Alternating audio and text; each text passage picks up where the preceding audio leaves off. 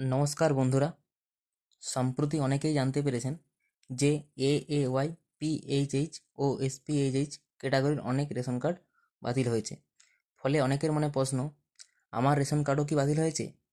আজকের এই ভিডিওতে আপনাদের দেখাবো মাত্র 1 মিনিটেই মোবাইল থেকে কিভাবে চেক করবেন আমার রেশন কার্ড অ্যাক্টিভ আছে নাকি বাতিল হয়েছে। তাই ভিডিওটি শেষ পর্যন্ত অবশ্যই দেখবেন। প্রথমে আপনি একটি যে কোনো ইন্টারনেট ব্রাউজার ওপেন করে নেবেন।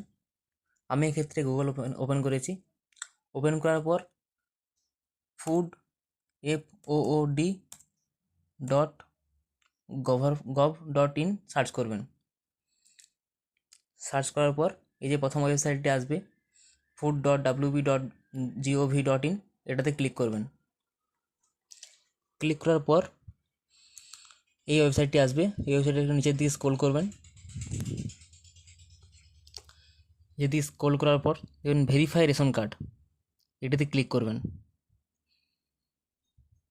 ক্লিক করার পর এখানে সার্চ টাইপ দেখতে পাবেন, রেশন কার্ড নাম্বার, আধার কার্ড নাম্বার দিয়ে সার্চ করতে পারেন আপনি। আমি এক্ষেত্রে রেশন কার্ড নাম্বার দিয়ে সার্চ করছি। রেশন কার্ড নাম্বারটি ভালো করে এন্টার করবেন। এন্টার করার পর এই দেখতে পাচ্ছেন এই ক্যাপচাটা এখানে ফিল করবেন, এন্টার করবেন।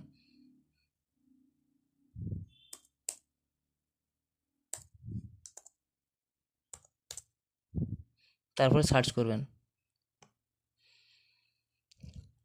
সার্চ করলেই আপনি দেখতে পাবেন